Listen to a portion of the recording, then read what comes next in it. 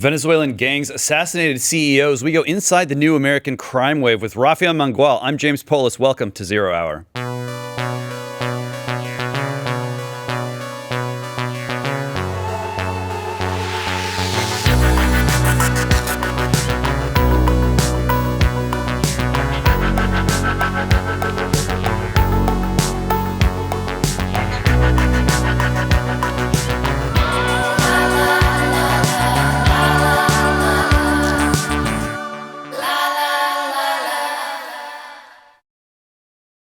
Rafael is a senior fellow and head of research for policing and public safety at the Manhattan Institute. That's a prestigious think tank, in case you didn't know.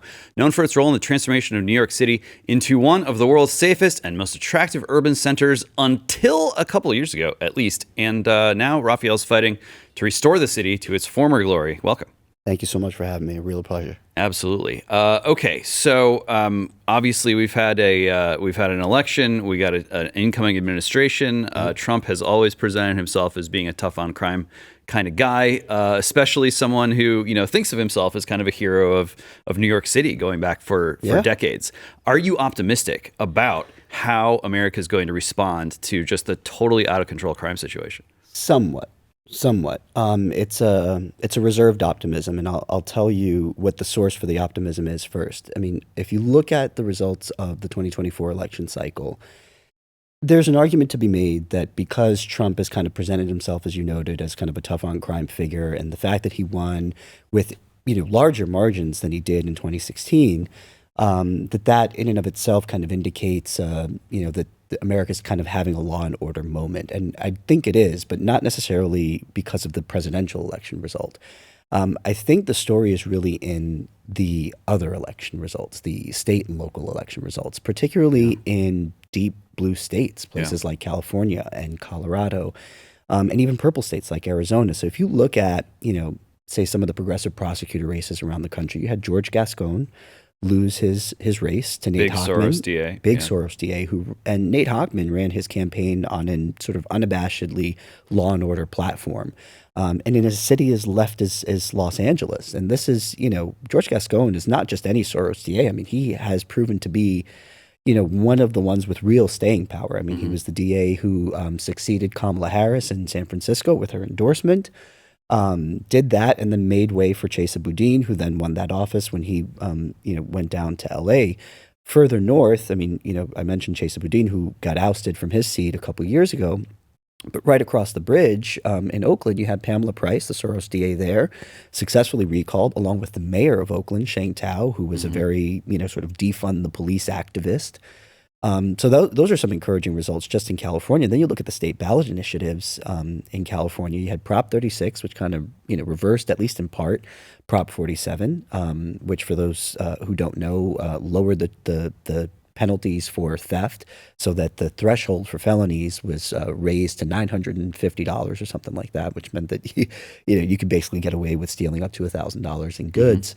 Which of course came with all sorts of disastrous consequences. The same for the drug, portions of that. And then, around the country, you had, progressive prosecutors in places like Athens, Georgia, where Laken Riley was murdered. Deborah Gonzalez lost her seat. Texas was kind of an outlier here, interestingly. You had progressive prosecutors win in Texas, in Austin, in San Antonio, and in El Paso. But you had ballot initiatives in Colorado that pushed more funding for police. They created a new fund for police who were killed in the line of duty. In Arizona, you had a ballot initiative that actually makes people eligible for tax refunds if the government fails to enforce rules and regulations against public encampments and open air drug use, et cetera. Yeah, that's a new one. So I do think that there's some evidence, that Americans are growing more and more fed up with the crime and disorder problems. But, if the last decade is any indication, the progressive criminal justice reform movement that has brought us a lot of the chaos is not only well-funded, but it's very persistent and, has shown itself to be politically savvy enough to remain relevant and still notch its wins. So we'll have to wait and see. It does seem that way. As an East Bay, California boy growing up, I've been watching this unfold for a long time. And I want to talk a little bit about San Francisco in a minute, but let's start with New York City. That's your home turf. It's Trump's home turf. Obviously, just news item after news item coming out of New York City, whether it's, the Daniel Penny situation on the subway, whether it's the UnitedHealth CEO just being assassinated, comparisons to Gotham City flying around right and left. And even Eric Adams at this point is sort of looking for a way to get out of this kind of migrant trap. What's the temperature of the city right now? And do you think that just over the course of at least 2025, we're really going to see some of those blocks start to shift and that Gotham reputation start to melt away? I hope so, but it's hard to say. I mean, I do think the proof is going to be in the pudding at the end of 2025 when the mayoral election result comes down. I mean, that's really going to cement the future of New York for the next decade. There are a lot of tried and true far left progressives who have thrown their hats into the ring to run for mayor of New York. If they win, I do think that New York is going to enter a new era of sort of horror. I mean, there's really no other word for it. I mean, when you think about the ideology that's driving the sort of people who want to defund police, who want to decarcerate, who want to maintain this insane rule that City Council passed to close Rikers Island, which is going to require us to somehow release 3,000 inmates in about 2 years. Yeah, this is supervillain stuff. Yeah, I mean, it's insane. And so, I think a lot of sort of everyday New Yorkers are pretty fed up with the direction that the city's gone over the last 5 years. The question is how politically powerful are they? And one of the reasons I bring that up is because New York City, we mentioned the elections that just happened. New York City is an off-cycle election jurisdiction, which tends to result in much lower rates of participation. So fewer people are voting. We have closed primaries, which basically means that if a really uber progressive candidate wins a primary election, that basically guarantees them a win in the general, because New York City is basically a one-party city. So, I think that New Yorkers are ready to change pace, but I don't know if the city's gotten as bad as it needs to create kind of the critical mass of folks to show up at the polls and make their voices heard. Yeah, well, when you think about Gotham cities create Batmans. That's right. And it's not just a rise in crime and the kind of evil vigilantes, but you have sort of people who feel forced into a position where if they don't take kind of vigilante action, and we see this with Penny and that whole situation, a couple of guys who are assisting him, somehow no one talks about them. Yeah. They're off the hook, I guess. It's chaos, but good people are pushed to a point at which they feel that they have to take that risk of taking action. You can't just stand by and watch someone get taken down in front of you. Yeah, well, I mean, you can, and that seems to be what the city wants people to do. I mean, that's the lesson of the Daniel Penny prosecution, in my view, right? I mean, and it's not just that, I don't necessarily read that situation as Daniel Penny being forced to do the right thing. I mean, he had no choice, really. I mean, you're in a moving subway car that's closed, and you're stuck in there with someone who is in the midst of a violent schizophrenic break. And women and children. Children, right? I mean, so there really isn't a choice. This isn't a manifestation of a sort of, political calculation or, I've had enough and this is my moment kind of thing. It's like, what else am I going to do? And that really is, I think, the crux of why the Daniel Penny prosecution just doesn't sit well with a lot of New Yorkers, right? I think we intuitively understand the dynamics of the situation here, right? The city's policy is what allowed Jordan Neely to be on the subway car that day, right? Jordan Neely was a violent, known schizophrenic with a history of 42 prior arrests, including for assaulting women on the subway. And yet, rather than compelling him into a mental health treatment facility where he could get the care and medication that he obviously needed, or putting him in jail or prison for the crimes that he had committed, he was allowed to roam the streets of New York and eventually found his way into a subway car where, he ultimately met his demise. And, this isn't to say that Daniel Penny deserved to die. I'm sorry, that Jordan Neely deserved to die, right? I mean, that's not the argument here. But I don't think it's right to hold Daniel Penny responsible for the city's obvious failure, right? The city has basically said, well, we're going to create the circumstances in which New Yorkers are forced to deal with the downside risk and the fallout of our bad policy choices. And then if we decide post hoc that we don't like how you dealt with that, then we're going to prosecute you rather than hold ourselves responsible or change our policies or, take any of the steps I think lots of New Yorkers would welcome with open arms. Yeah. Yeah. I've been in and out of New York a number of times. I got family in New York. These are people who pride themselves, rightfully, on their ability to be proactive. And it's hard to live in the city if you have that kind of passive attitude, and especially when it comes to something that's a matter of life and death. This is fundamentally contrary to the spirit of just being a New Yorker, isn't it? It's exactly right. I mean, and part of the spirit of being a New Yorker is recognizing that, it's a tough city and you are going to be on your own at certain times, right? I mean, everyone who was on the subway car with Daniel Penny and Jordan Neely that day called the police. Yeah. I believe it took the police 12 minutes to respond. Now, look, I'm a huge fan of the NYPD. I think they do an amazing job. But the reality is that in a city of 8 million people, at a time in which the police department, is having trouble recruiting and retaining officers, at a time in which the department is not only having those troubles, but having to deal with those troubles despite the fact that they're receiving almost 1 million more calls for service annually than they were half a decade ago. Wow. There are going to be situations that you're going to just have to handle on your own. And you should be able to do that with the confidence that the city isn't going to throw you under the bus if they don't like the way that the situation turned out. I mean, I really do feel for Daniel Penny because, I look at what happened in that case. It's very clear to me that he wasn't looking for a problem, right? I mean, he had his headphones on. He's taking the subway from class to the gym. It's very clear to me that he wasn't trying to kill Jordan Neely. He could have much sooner if he wanted to. And it's very clear that everyone in the subway car that day perceived what Jordan Neely was doing to be a real and true threat. Now, I've seen lots of other videos of chaos on the subways. There's a video that made the rounds on Twitter about a year before the Daniel Penny incident, where a guy had, you can find this on Google or YouTube if you just search for it, but a guy, a homeless man, again in the midst of a psychotic break, walks over to a woman after kind of pacing up and down the car, ranting and raving, grabs her by the hair, and then pulls her to a corner of the train and sits her down next to him. You can see that this woman is utterly terrified. Yeah. And no one in the train car does anything. And when that video made its way onto social media, the most prominent kind of comment that I saw was a condemnation of the other men on that train for not stepping up and helping her. And yet, when Daniel Penny does what everyone knows was the right thing to do in a situation like that, the city turns around and tries to put him in prison for 15 years. Yeah.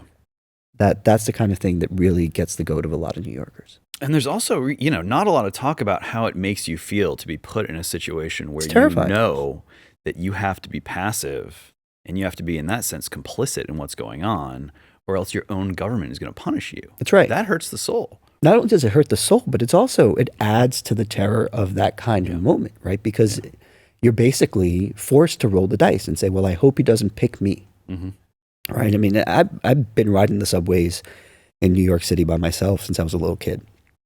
For the first time in my life in 2021, I did something that I had never done before, which was I changed subway cars out of fear. I kind of took pride in that, by the way. But there was a moment where a man came on, it was in February. I remember he got on the train and I noticed him because he didn't have a coat and it was like 20 degrees that day. And I had my headphones on, I'm sitting down and this man is pacing, not really talking to himself or anything. And then less than 5 seconds goes by and he goes 0 to 100, takes his shirt off and starts punching the pole in the middle of the train car to the point that his hands are bleeding. Mm-hmm. Everyone is clearly terrified. It's an express train, so there's like 5 minutes before the next stop. And we're all just held hostage there. Yeah. And I had just had surgery, so my arm was in a sling. And I just remember thinking, like, I'm screwed if this guy picks me.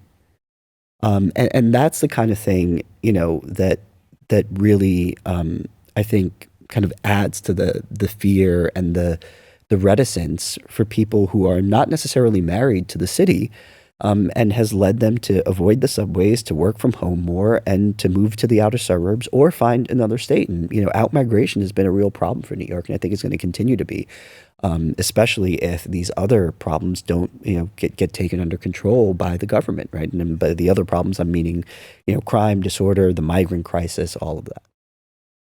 Everyone knows that college is a major investment, so it's important to do your homework.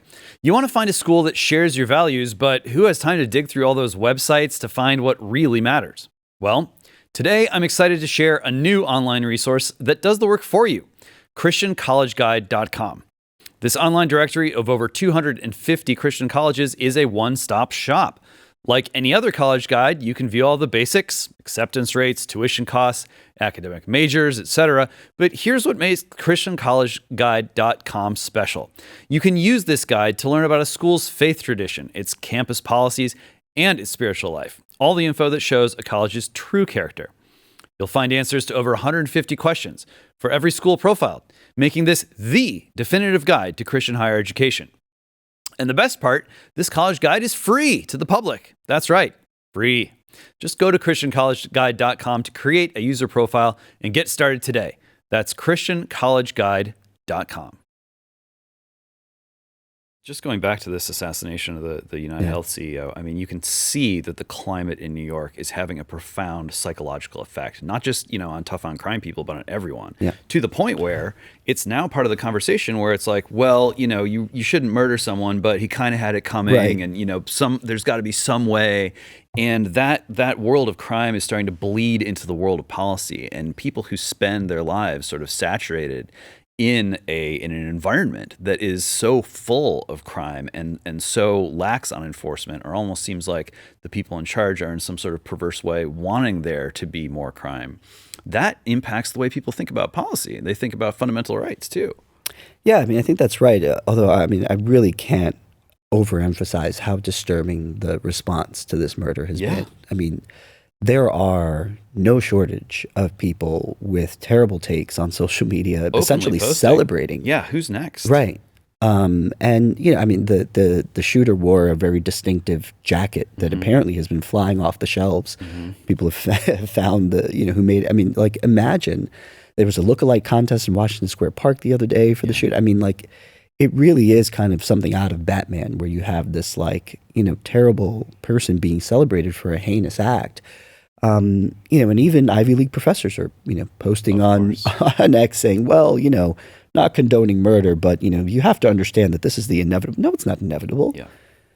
I mean, it blows my mind that it has escaped so many people, that, the implications of justifying homicide based on someone else's personal moral qualms. Like, there was a Columbia professor who said something like, when business executives abandon all sense of ethics, this is the inevitable result. It's like, well, what happens if someone determines that universities have abandoned all sense of ethics, which is an argument that can be made? Yeah. I mean, like, do you understand the can of worms that opens? It really is bizarre and disturbing, and it only adds to the anxiety of people, who don't want to see this sort of thing. Who are watching and not only see that he gets away with it, but sees that there's a critical mass of people that want him to get away with it. And that kind of thing, I think, is going to end up spelling not the death of New York, because I don't think New York can ever die. I think it's a great city. It's a resilient city, and will always find a way to come back. But I do think it will spell a sort of downward spiral that we're going to have to come back from in the way that we did in the 1990s, which was not a guarantee. Yeah. I don't want to beat the Batman thing to death, but it really is striking, and all the more so, sort of the latest wave, the Robert Pattinson Batmans. This is a figure who is presented as an actual detective. This is a guy who has to, like, solve crimes and, like, figure out these mysteries, and as the city sinks deeper into chaos and anarchy and evil, you start getting these figures who come up with these elaborate sort of structures that they use to sort of play with people. And when I saw the way that hit went down, and the way that sort of information started to be introduced, and they discovered the backpack, and it's full of monopoly money, and there's this whole social media thing. It's hard not to look at the way that that's playing out and to think, have we entered into a new phase of crime in American life where there is kind of this game to it? It's, you think about Pokemon Go is being harvested to create a sort of body of AI data, and it just has there's this sort of stink of, like, we are being manipulated in some way. An event like this it doesn't seem to be as cut and dried as just, someone sort of feeling aggrieved and going out there and saying, no, I'm going to take it. It's not like the 19th century, where you have a guy sort of down on his luck and he wants to take it out on someone. There just seems to be something else going on here. Do you have any feelings about that? Yeah, I mean, I think the sort of rise of social media has made it so that offenders like the man who killed Brian Thompson feel like if they market their actions the right way, right, they can kind of have sort of a Joker moment, right, and to keep the Batman analogy going, and they have figured out how to sort of play on, frankly, mainstreamed far left notions of what's just and unjust, and use that to their advantage and make themselves out to be folk heroes. It's up to us to reject that and to remind people that this isn't a comic book story, that this is reality, that you can't just take lives on the streets of major cities, and that there are going to be consequences for that.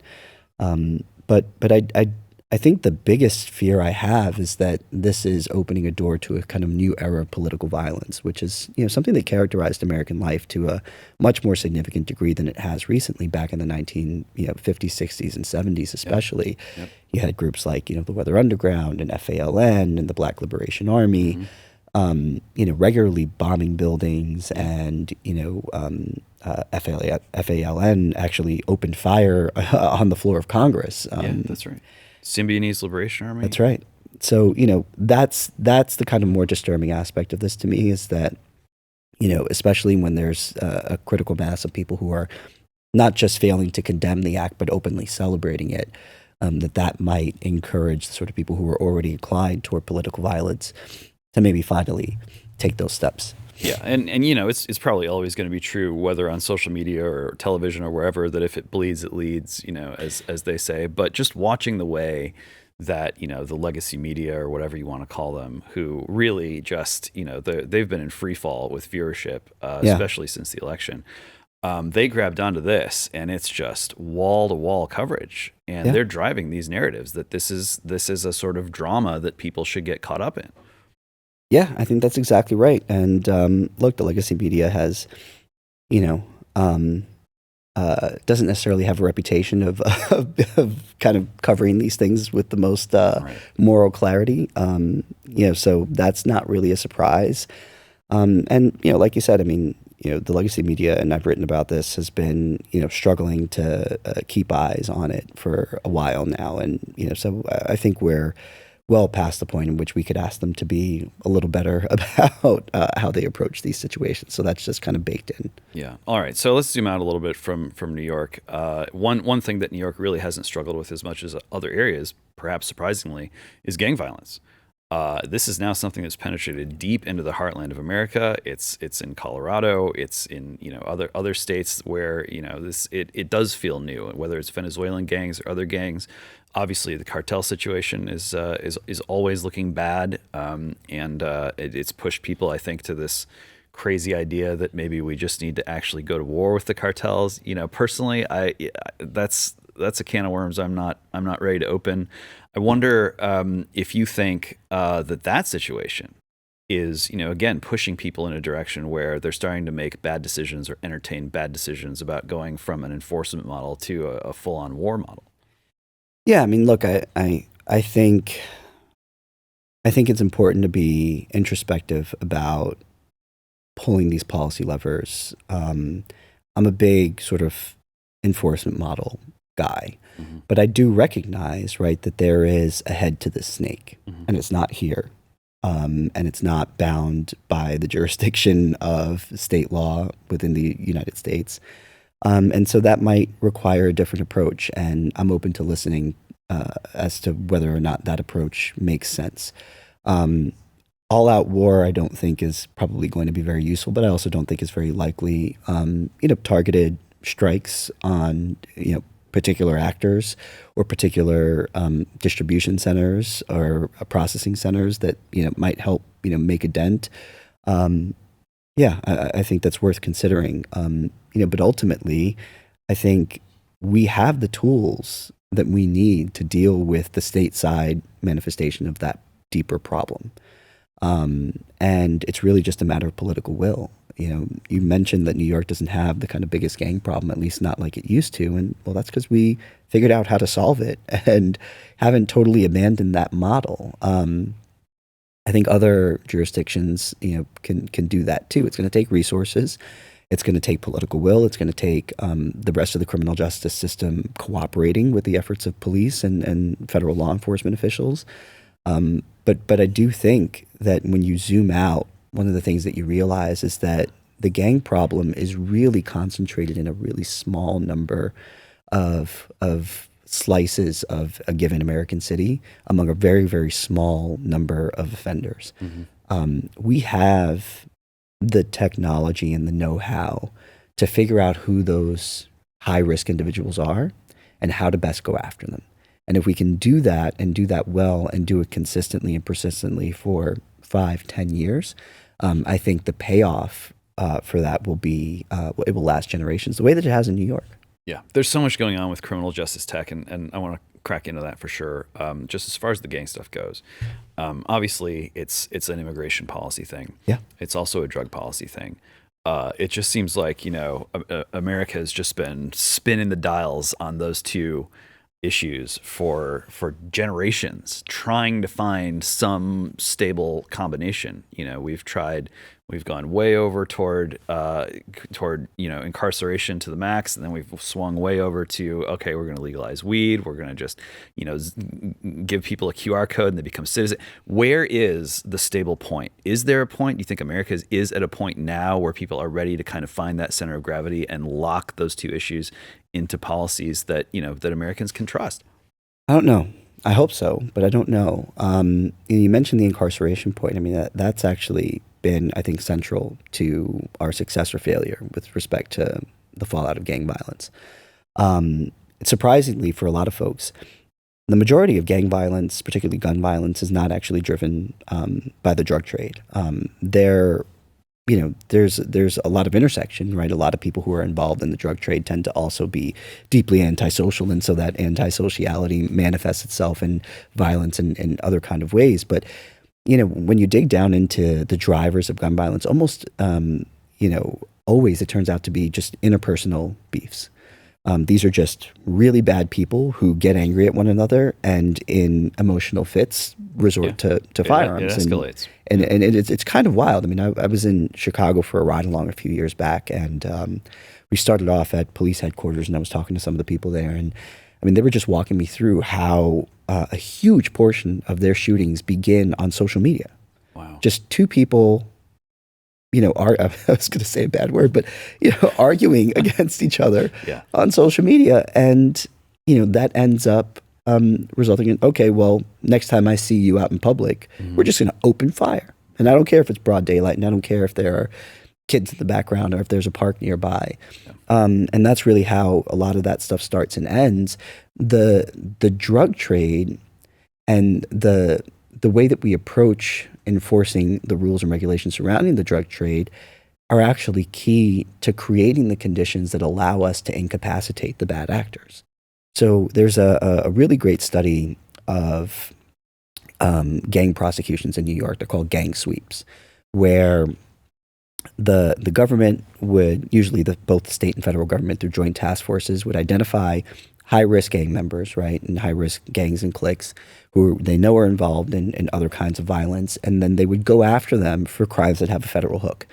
Oftentimes, the predicate offenses are drug offenses because federal government has jurisdiction over that. And then what they'll do is that they'll sweep up, you know, 20, 30, 40 of those gang members on the drug conspiracy charges. And then what the study found was that actually led to a significant reduction in shootings in and around the public housing projects where most of those offenders lived.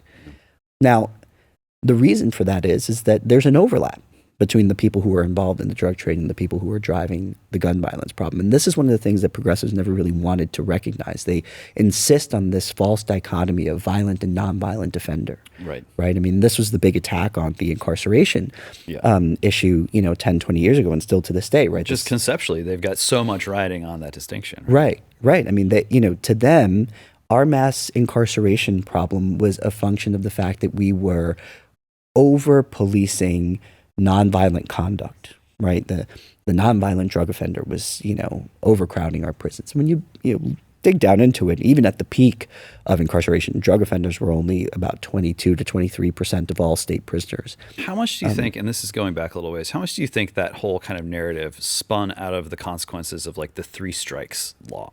Where it was like, okay, he beat someone up, that's strike 1. He broke into a car, that's strike 2, and then he stole a piece of pizza, and now he's going to jail for 40 years. The 3 strikes debate was so detached from reality in so many ways. Yeah. I almost don't even know where to start. But the sort of mass incarceration meme and the decrying the incarceration of nonviolent drug offenders really goes back to the 1970s. James Q. Wilson, who's one of my favorite thinkers on crime, wrote a book called Thinking About Crime, and the first edition of that book was published in 1975. And if you just change the dates, I mean, you could convince almost anyone that it was written in 2020. Yeah. So these debates are not new. Mm-hmm. The problem with the sort of dichotomy that the left insists on framing this around is that criminals don't specialize, right? The nonviolent drug offender, who was selling you weed or cocaine the other day, is also likely engaged in a host of other kinds of criminal conduct, right? Criminals tend to just be deeply antisocial people, and their antisocial dispositions manifest themselves in a myriad of ways. So, excuse me, what you end up having is situations in which yesterday's drug offender is tomorrow's shooter, is the next day's car thief. And we see this in the data, right? So the Bureau of Justice Statistics has these longitudinal studies of recidivism where they look at a cohort of individuals who were released from prison in a given year and they follow them for 10 years. Mm-hmm. Well, it turns out that the people who were primarily incarcerated for a drug offense, 75% of them get rearrested for a non-drug related offense. Mm-hmm. More than a third get arrested for a violent offense specifically. And if you look at the criminal histories of the people in prison for drugs at a given time, what you'll find are convictions for violent offenses, property offenses, right? So first off, there's the idea that criminals specialize, and that's just wrong. The data tell us that's wrong. But the other problem with the dichotomy is that it doesn't really grapple with the fact that a lot of crimes are only nonviolent insofar as no one interferes with the desires of the offender. And retail theft is a really good example of this, right? So retail theft, which led to Prop 47, there's this idea that, well, these are just, John Valjean stealing bread, to feed his family. This is a petty, nonviolent offense. Why are we, even considering policing and incarceration as responses to this kind of behavior? Well, it turns out that a good chunk of retail theft is really done in the background of a threat of violence, right? And we see these cases all the time where someone's grabbing things off the shelves. Or a mob of people, or a mob of people are grabbing things off the shelves, right? And everyone stands there. Right. 9 times out of 10, everyone stands there. Yeah. But every once in a while, someone, a store worker maybe, will step up and try to stop them. Mm-hmm. And inevitably, what that's met with is violence. Mm-hmm.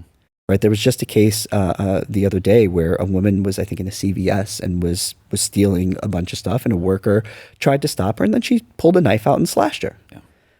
Right, there was a case, I think it was out in California, where it was at a Home Depot. Somebody was stealing a bunch of stuff, and like an 80-something-year-old worker tried to stop him. The thief shoved the old man to the ground. He hit his head and died. So the idea that these things are nonviolent is just wrong in all sorts of ways. One, because it doesn't recognize the reality that criminals engage in a very diverse set of crimes, but also it pretends that violence isn't something that the offender is willing to resort to in order to carry out the nonviolent crime, right? I mean, go up to your local drug dealer on the corner and tell him he looks funny, see what happens. Right. You don't get a free sample. Right. No. So here's the crazy thing about all this, to me anyway. I flagged San Francisco for later, and here's why. You look at the Trump victory, obviously a lot of people were on board with that. You look at that map, sort of the red shift, all the arrows. And obviously that was a huge part of the win and a huge part of the mandate. especially for law and order stuff, I think. There's no arguing that. But it's also hard to see how Trump could have pulled off that kind of win without the support of a big chunk of Silicon Valley. And when you go back and ask yourself, like, okay, well, where did this come from? And, I've talked to these guys, and some of it has come from like, oh, DEI, like this is causing tech companies to malfunction, and this is the one thing that we're supposed to be good at. Yes, that was a part of it. But those same people in the San Francisco Bay who were supporting and pushing DEI, that's not the only thing they were pushing. Right. They were pushing unlimited illegal immigration. They were pushing decarceration. They were pushing decriminalization. They were pushing, poop on the streets. We should have more of that. That's right. It was all those issues, all these crime, law and order issues that we've been talking about. Those are what radicalized. It was the tip of the spear that radicalized so much of Silicon Valley and our tech guys. Yep. To say, you know what? We can't just look the other way, sitting in our offices, Salesforce Tower is up there gleaming, and then everything below that is Gotham City. We can't do that anymore. And that is what began this kind of preference cascade that led, I think, in a really powerful way to a kind of Trump victory that we just wouldn't have had otherwise. I think that's right, especially in a place like San Francisco. Yeah. I don't think, though, that you can necessarily replicate that dynamic in the rest of the country. And I've been saying this for a while, but I do think that San Francisco is kind of an outlier in this regard, in the following way. In most of the country, the elite professional class that made up the kind of folks in Silicon Valley that, decided to rally behind Trump, possible, right? Like the members of those communities in other parts of the country are generally able to insulate themselves from the results of the bad policy. Think about cities like Chicago, where this is changing to some degree there, but the crime, the disorder is generally cabined to the south and west sides of the city. Same thing in New York, right? If you live in the Upper East Side, the Upper West Side, by and large, right, you can kind of keep yourself insulated from the crime problem. San Francisco was different. In San Francisco, even if you were living in a $6 million bungalow, you would open your blinds in the morning and there'd be someone defecating on your sidewalk. Right. LA's been going through this too. Exactly. The disorder was really the driver of it. And the disorder was much more evenly distributed than the more kinds of sensational sort of crimes that I think generally characterize the conversation. So, if you look at most American cities, it is the case that about 5% of street segments will see about 50% of all the violence. But disorder in places like San Francisco and LA and, to a growing degree, New York and Chicago is something that is it's more transient. It's more likely to end up on the doorsteps of the elite. And like you said, that's actually the thing that really radicalizes them. But the problem is that, San Francisco, again, isn't something that's going to be replicated everywhere in the country. And so I'm skeptical as to whether we can expect other elements of the professional elite class to kind of come around to this. Yeah, no, I think that's right. Although one thing that is capable of being replicated across the country is anti-crime tech. Yeah. And this is this is a brave new world in so many respects. And we've kind of dabbled with it a little bit as a nation, doing things like, we're going to do body cams on cops. And this is going to sort of make sure that the bad cops will have accountability. All those narratives. I think it's been a pretty mixed bag on body cams. It raises some questions about, just because you stick some tech on it doesn't mean that you're making the right decision or you're actually strengthening policing and enforcement. What do you think? Well, I think the interesting thing about body cams is that it's actually a movement that had a lot of support on the left. Yes. And is losing a lot of support on the left now. That's right. And the reason for that is that, I think the left thought, well, hey, this is going to expose this, massive police violence problem that we've been telling everyone exists. And it turns out that we don't have a massive police violence problem. They could have known that had they dug into the data back when they were pushing the whole body cam thing, right? And, it's the case that only about 0.03% of all arrests result in the use of deadly force. That's not something that you would ever hear progressives say. Right. But it's totally contrary to their narrative, that police are sort of trigger happy, violent. And contrary to what you see on the television. Exactly. But it turns out that body cams were most useful for the production of evidence that gets used in criminal prosecutions. When you put a camera on police officers, well, that's going to capture resisting arrest and assaults and make those inquiries much more objective. And it's going to create leverage that prosecutors can use to secure criminal convictions. And once that became apparent to the left, all support for body cameras began to dissipate. So it's kind of a strange moment. So I think there are arguments against widespread body cam usage, right? That relate to things like privacy within the police car, that sort of thing. But ultimately, I think it's been useful. It's been useful for law enforcement.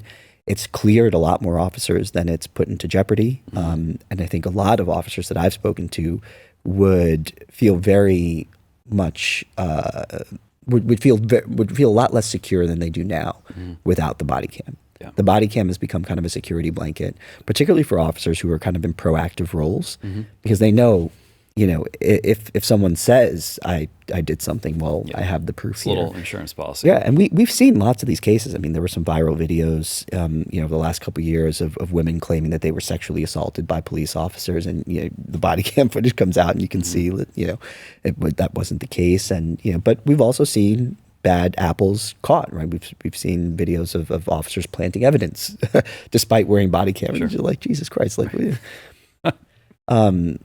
My dad's a retired NYPD detective, and whenever I would ask him how his day at work was, he would always say the same line, which is, "Thank God they're not masterminds." And it's like that's one of those cases, like, but yeah, I mean, criminal prosecutions have been aided to a significant degree by body cam footage. I think something like 85% of all criminal prosecutions involve some kind of video evidence now. So in that sense, it's been helpful.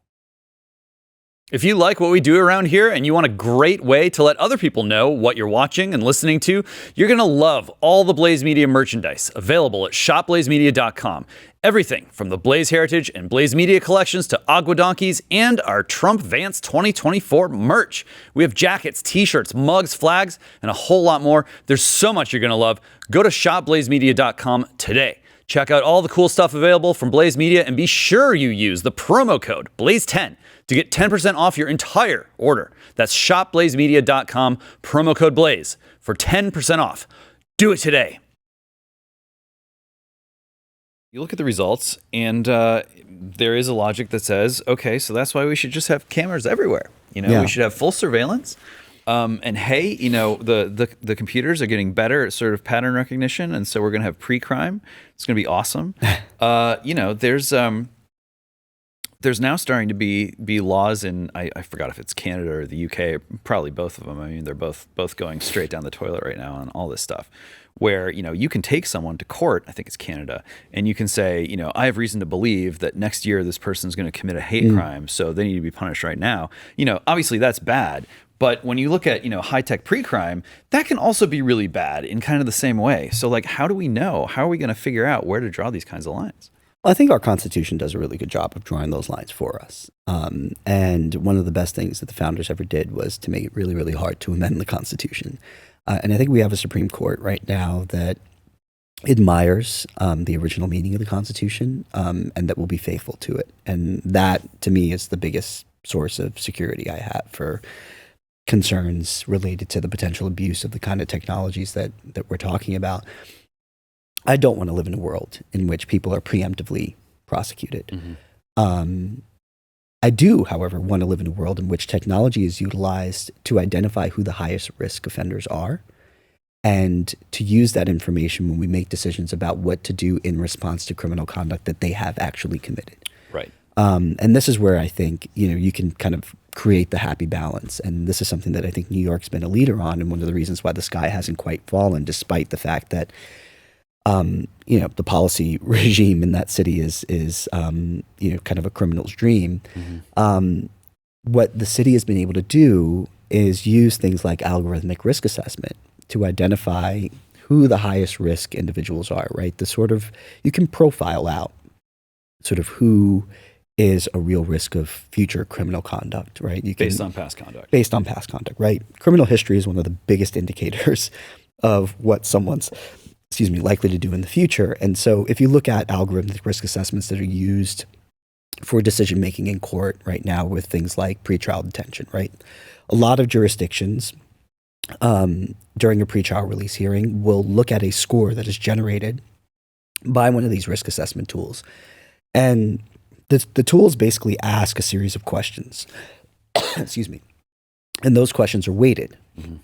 And the weights that are attached to those questions will determine the risk score. And the thing that's most predictive of future risk is past criminal conduct.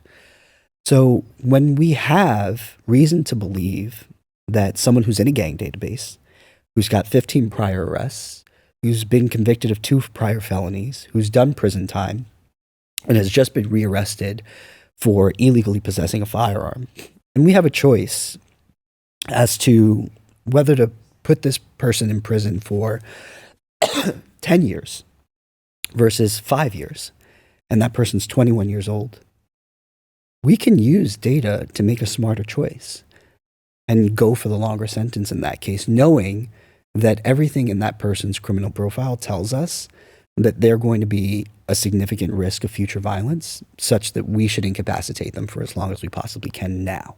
And if we do that systematically, we can, I think, garner a lot of real public safety benefits.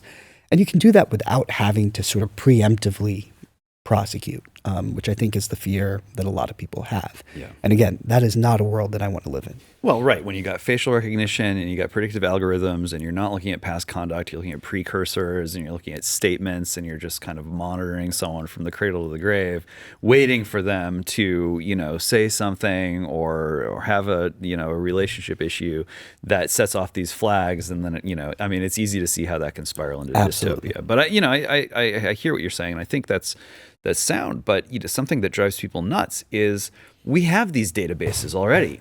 We've got lists and lists of all these people who the feds are keeping an eye on. Oh, they're a known, whatever it is. And what happens to these people? Well, they don't get punished. Yeah. And they get monitored and they get tracked and then they commit crimes.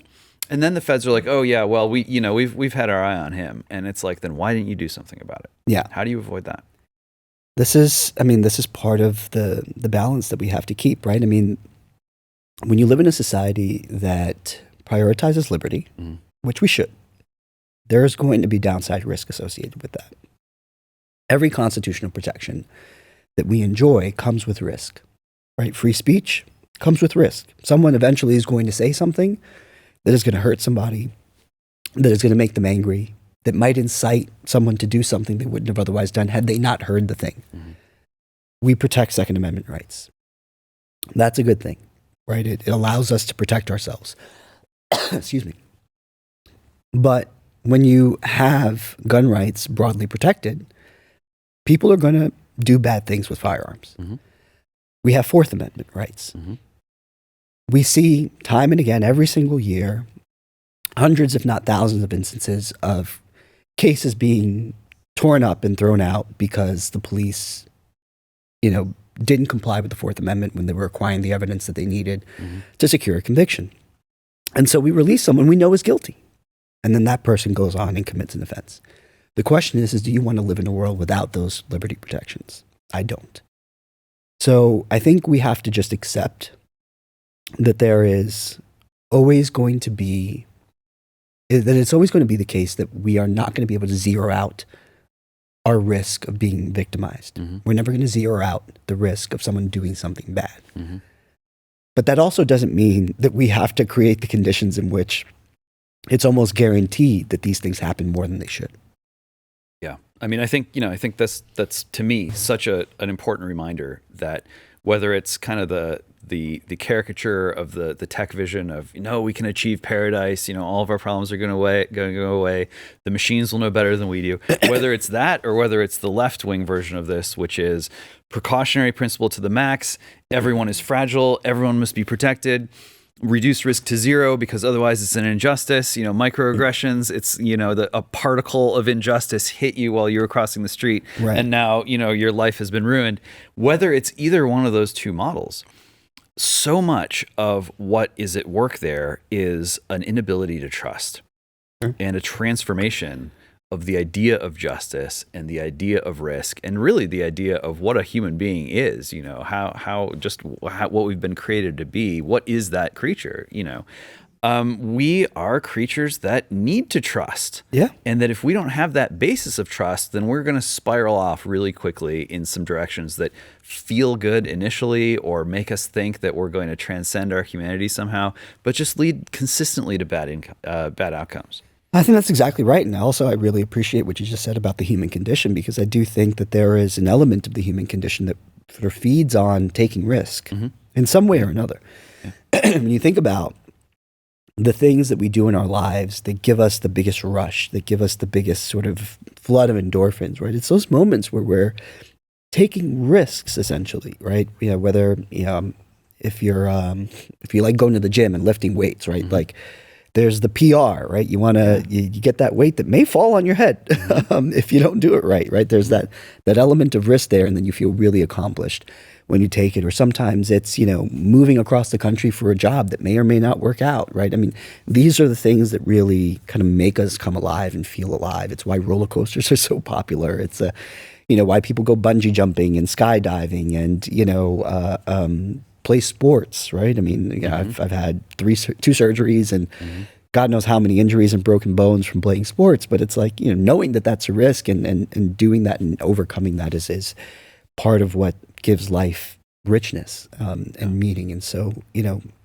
that's what gives me confidence that we won't actually end up going so far down that road towards trying to zero out risk, at least, if the majority continues to have its say in the political process. And that's why leadership is so important. When you think about what is it that builds trust, how do people come to the decision that someone should be trusted? What kind of heuristic can you use? What kind of experiences lead you in the direction of going like, all right, I know I can trust that guy, or I'm willing to take a chance on that guy. And it's really, oftentimes a matter of, can you trust them in a high risk environment? Can you trust them to exercise the discernment and the judgment that's going to lead to a successful outcome when they find themselves obligated to take risks like a first responder, inclined to take risks like someone who, whose excellence is really only going to show up in a high intensity environment, whether it's military or, industrial or something like that. Or even something as simple as how do they do raising a family? Yeah. There are a lot of potential risks there too, as I'm sure Yeah. And if you don't have leaders who are sort of publicly demonstrating to people that, it's going to be a rocky path sometimes. And sometimes you're going to find yourself in a situation where, because of the speed of it or the intensity of it or what's at stake, you got to make a decision and you got to be ready to be held accountable by your fellow citizens for those decisions. Yeah. Without that kind of attitude among people who find themselves somewhere, whether it's at the top of their nation or their city or even just their neighborhood, then you're just going to keep having these problems. Well, I think that's exactly right. And one of the interesting things about the trust issue with respect to leadership, particularly political leadership, is that I think our society is evolving in a way that is allowing us to better identify the sort of people that we can trust. And the media landscape and the way it's changing, I think, is sort of part and parcel of that. The growth of this kind of format, right, the long form podcast conversation has been really fascinating for me, right? I mean, our politicians have had immense powers for as long as this country's existed. And by and large, we've made the choice about who's going to lead us based on really short snippets. What the mainstream media tells us through its analysis should be the case. And we have learned that that's not actually the best way to figure out whether or not we can trust someone, and that a much better indicator is to sit them down for a couple of hours and have somebody ask them questions. And it's pretty hard to fake your way through a 1, 2, 3, 4 hour interview. Yeah, that's right. As Kamala Harris knows all too exactly, well, right? Which is one of the reasons why I think we've seen the growth of the long form podcast. People like Joe Rogan and even comedians like Theo Von, right? Yeah. I mean, why are politicians courting them? Why are they agreeing to go on these shows? Well, it's because that is the best way to demonstrate to the public that you mean what you say, that you've actually thought through the implications of the ideas that you're putting forth. And that creates trust at bottom. Yeah, I think that's a really great point. I mean, I know as well as anyone, I guess, that, at its worst, this kind of format can just be one more kabuki dance. Sure. It's kind of an inside job, and everyone's just going, exactly, Right. totally, right. As I say, right. Yeah, oh, absolutely. But at its best, we came into this like digital landscape as a culture, still really believing, a lot of people, that truth emerges from just the smartest people kind of arguing. Yeah. And I'm making the case for this and you're making the case against it. And we have public debates, or maybe not public debates. Maybe you put all the smartest guys in a room and you have them do their competing arguments, and the truth sort of this goes all the way back to John Stuart Mill. Yeah. And, this is probably not the place to do a whole John Stuart Mill thing. This is my favorite philosopher. So, and Mill was not a dummy, but I think a lot of that kind of trust the elites to argue amongst themselves, Sure. and they will produce the correct answer. That's really come under a lot of question, especially in this technological landscape. And so what this kind of format that you're talking about, that's a little bit different. Yes, you have to know what you're talking about. Yeah. Yes, you have to be able to go in depth over a period of time, but you also just have to be able to be like a real person. Right. Who can have a real face-to-face interaction. And yeah, you're doing it for an audience somewhere out there, but it's really, it's the two of you or the three of you or whatever. And that experience of actually just doing the face-to-face conversation thing, the conversation can, bob and weave and take these turns, and it's natural and it's more organic. That builds a kind of trust that isn't as chained to the idea that, the elite, these are the people who are credentialed. They're the experts. I have to trust them. There's no alternative. Well, there is an alternative. And, it's maybe early days in some respects, but I think people are starting to work that out. And I think that it isn't just, folks just kind of having a brain fart on social media and that creating some kind of cloud that we all get lost in. Right. Well, I think it's also democratized the sort of discernment of truth. Yeah. And this is something that I do think Mill kind of accounted for when he talked about, truth becoming apparent through its collision with falsehoods, and including the public in that process by creating these conversations that can then be distributed to the entire American public allows us to better collectively make that choice. We can see, two people have an argument and say, like, okay, well, I think this person has the better of it. And you can go back and these things are recorded, and you can, I've done this, right? I've replayed segments of podcasts 10, 12 times to really think through, the implications of the argument being made before I make my own choice. And I think that's all to the good. And, I hope that the sort of, 3-minute cable news hit dies eventually. I'd much rather, have a real conversation rather than go on, preemptively deciding I'm going to say one sentence, when I get that question. It's a much more productive way about, sort of making political decisions. Yeah, for sure. All right, final question. As a father, yes, you got a couple kids. Yes. So much of the discourse around family and having children and sort of public safety is a kind of captive to that extreme risk aversion. At the same time, nobody wants to be walking their kid down the street and stepping over feces and needles and all the rest. Just thinking about raising a family, whether it's in New York City or whether it's just, anywhere USA, how hopeful are you that we're going to find ourselves in a situation that we can make a path where it's not going to be complete risk aversion, but it's also not going to be the Wild West? Pretty hopeful. There was a moment where I would have been a little more pessimistic on this point. And look, there's still plenty of sources for pessimism here. Sure. I just watched a video of a woman being arrested for letting her son walk to a store by himself. I think he was like 9 or 10 years old. It was like, I used to do that by myself in the early 90s in Brooklyn. Many such cases. And I have wonderful parents, right? I mean, this was not a responsibility on their part. But you also see, the reaction that the work of people like Lenore Skenazy has gotten, and this idea of free range parenting kind of cropping up and getting a lot of eyes. And so, I do think that our instincts are by and large in the right place, and a lot of people still have clear memories of childhoods in which risk was part of life. And I think we realize, and psychologists like Jordan Peterson have been really, really great about this. that what gives people the confidence to go out and be leaders in their lives as adults are the experiences at a young age that they have overcoming challenges by themselves. And they're going to have to find themselves in those situations in which they need to make a choice. Now, maybe, that's doing something that, a parent might think is dumb, right? I mean, there was, I moved out to Long Island when I was 10, and there was this park that we used to play stickball at, and, they did some construction, and then one day there was this dirt mound. It's like really, it rained, it was all packed. And we looked at the dirt mound and we said, I'm going to jump that on my bike. Got to do it. And it's, if I'm a parent and I see my son about to do this, right, my instinct is going to be like, don't do this. I'm not wearing a helmet, I go and, thankfully landed and it was great. My friend goes and he eats it. And he's bleeding. I think he broke, a couple of fingers in his hand, and I mean, it was bad. This is how we separate the men from the boys. but it was the kind of thing that's like, for both of us, right? I mean, I gained confidence from overcoming that.